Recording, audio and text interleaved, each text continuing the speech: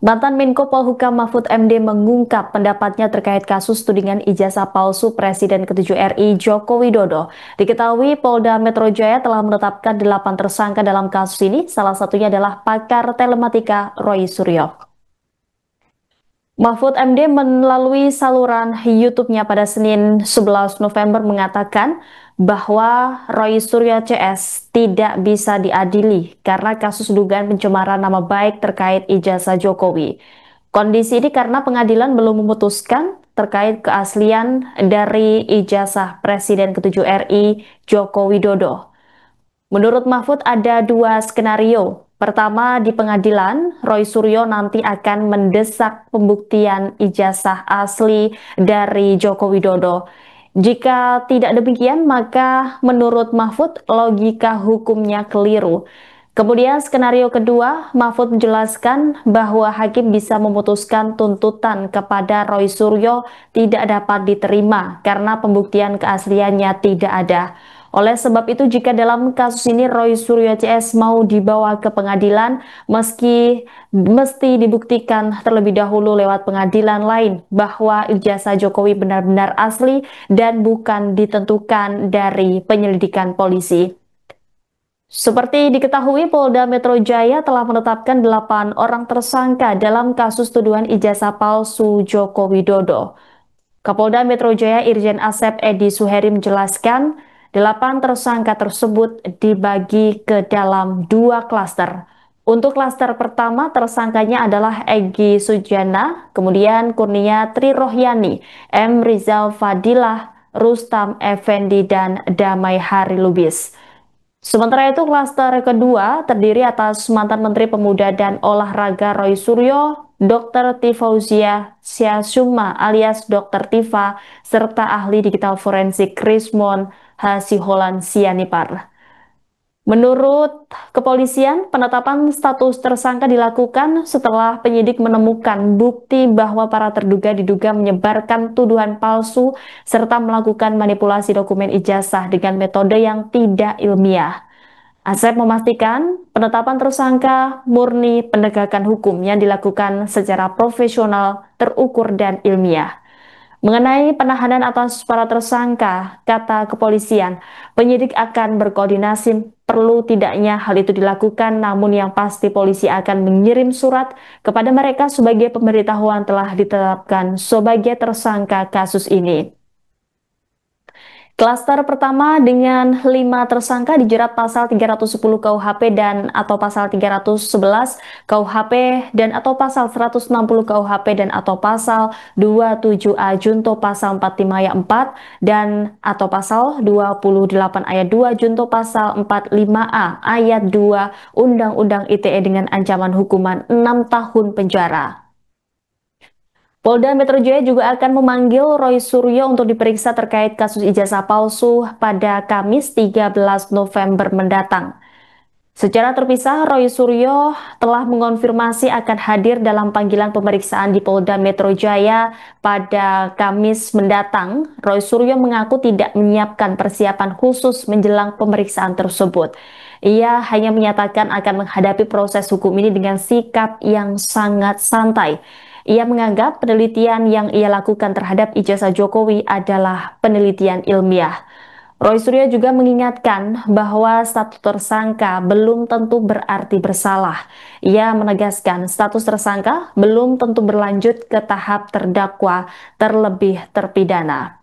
Roy Suryo kemudian membandingkan proses hukum yang dihadapinya dengan kasus lain yang sudah berkekuatan hukum tetap atau inkrah, yakni pada Sylvester Matutina. Oke, ya. Jadi saya Roy Suryo selaku pemerhati telematika yang memiliki hak hukum dan juga memiliki hak untuk melakukan penelitian atas keterbukaan informasi publik juga.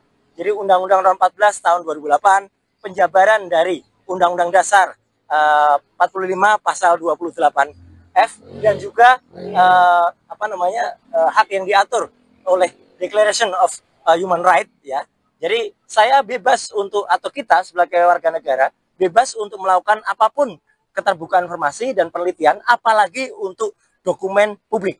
Yang saya teliti adalah dokumen publik. Ya, jadi ini akan menjadi presiden yang sangat buruk ya.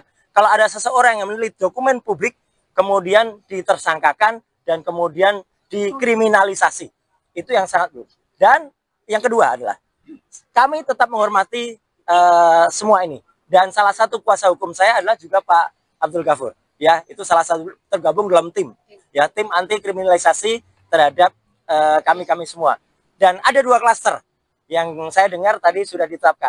Klaster yang pertama terdiri dari 5 orang, klaster yang kedua terdiri dari 3 orang, dan saya perlu mengaturkan selamat juga untuk rekan saya, Pak Michael, yang terbebas dari klaster itu, ya gitu.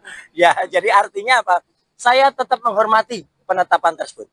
Tapi sebaiknya semua masyarakat juga menunggu dengan sabar prosesnya. Karena kalau saya tidak salah dengar tadi, memang tidak ada perintah langsung untuk dilakukan penahanan. Ya, jadi ini clear banget ya, loud and clear. Jadi kalau tiba-tiba ada orang yang aneh-aneh atau orang yang mendesak-desak, itu tentu saja sudah merupakan hal yang justru melanggar hukum. Dan poin yang paling penting apa? Status TSK itu masih harus kita hormati, dan sikap saya Pak, senyum saja. TSK itu adalah salah satu proses. Ya, masih nanti ada status menjadi, misalnya lanjut itu baru menjadi terdakwa. Baru lanjut lagi menjadi terpidana. Di Indonesia ada orang dengan status terpidana saja inkrah, sudah 6 tahun tuh inkrahnya ya, Pak. Masih bisa bebas melenggang dan menghina hukum di Indonesia. Ya. Jadi artinya adalah tolong aparat hukum juga fair dan adil dalam hal ini. Jadi sekali lagi sikap saya Pak, saya senyum, saya menyerahkan ke kuasa hukum, saya tetap mengajak untuk semua yang ke-7 orang lain, ke-8 orang untuk tetap tegar.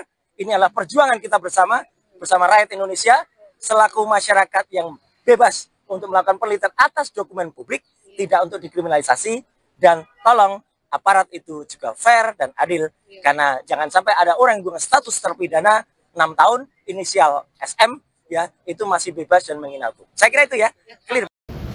Polda Metro Jaya telah menetapkan 8 orang tersangka dalam perkara pencemaran nama baik, fitnah, dan manipulasi data elektronik yang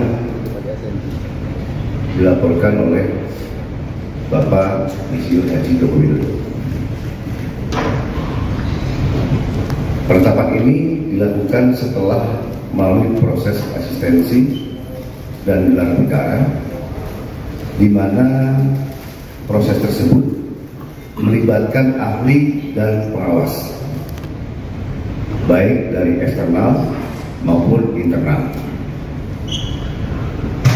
Untuk ahli yang dilibatkan adalah ahli pidana, ahli ITE, ahli sosiologi hukum, ahli komunikasi sosial, dan ahli bahasa. Itu yang kita minta sebagai saksi ahli. Selanjutnya perlu kami sampaikan bahwa gelar perkara penetapan tersangka yang dilaksanakan di Direktorat Reserse Kriminal Umum juga melibatkan dari eksternal, dari Wasda, dari Basidik, ya, Propam, dan Hukum yang kami tetapkan sebagai tersangka antara lain atas nama RS, RHS, dan TT.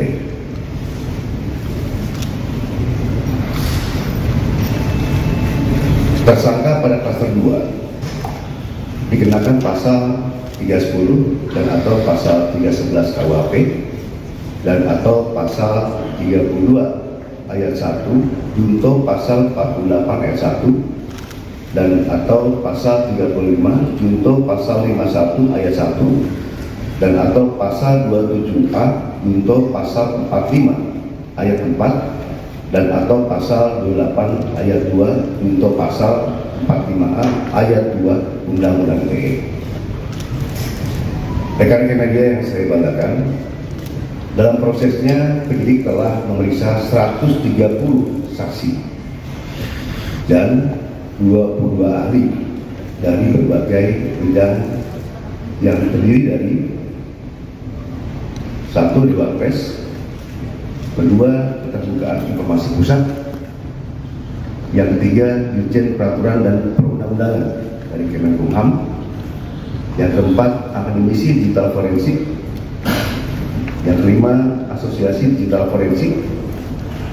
Yang keenam, Praktisi Digital Forensik. Yang ketujuh, Ahli Bahasa Indonesia. Yang kedelapan, Ahli Sosiologi Hukum. Yang kesembilan, Ahli Psikologi Massa. Yang ke-10, Ahli Komunikasi Sosial. Yang ke-11, Ahli Anatomi dari UI. Yang ke-12, Ahli Hukum ITE. Yang ke-13, Ahli Hukum Pidana. Yang ke-14, SDM Kesehatan Kemenkes. Yang ke-15, Lab Dokumen dan Digital Forensik. Selain itu, penyidik juga telah menyita 723 item barang bukti termasuk dokumen asli dari Universitas Gadjah Mada yang menegaskan bahwa ijazah isi Joko Widodo adalah asli dan sah, yang komprehensif, ilmiah, dan pemeriksaan berbagai ahli dari bidangnya masing-masing. Berdasarkan hasil penyidikan, kami menetapkan 8 orang sebagai tersangka yang kami bagi dalam 2 klaster. Antara lain, 5 tersangka dari klaster pertama yang terdiri atas Nasama, ES, KTR, MRF, RE, dan DHL. Untuk tersangka dari klaster ini dikenakan pasal 310 dan atau pasal 311 dan atau pasal 160 KUHP dan atau pasal 27A junto pasal 45 ayat 4 dan atau pasal 28 ayat 2 junto pasal 45A ayat 2 Undang-Undang ITE. Untuk klaster kedua diperkuat oleh hasil pemeriksaan dari puslapor Polri dalam aspek analog dan digital.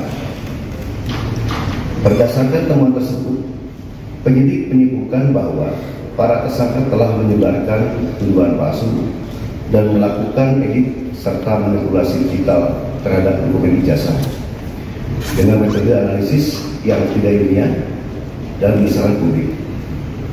Selanjutnya, penyidik akan berkoordinasi dengan Kejaksaan Tinggi DKI Jakarta untuk proses hukum lebih lanjut. Pada kesempatan ini, kami tegaskan bahwa penanganan perkara yang kami lakukan murni proses penegakan hukum. Kemudian seluruh tahapan juga dilakukan secara profesional, proporsional, transparan, dan akuntabel. Oleh karena itu, kami menghimbau kepada masyarakat untuk bijak dalam menggunakan media sosial. Download Tribun X sekarang, menghadirkan lokal menjadi Indonesia.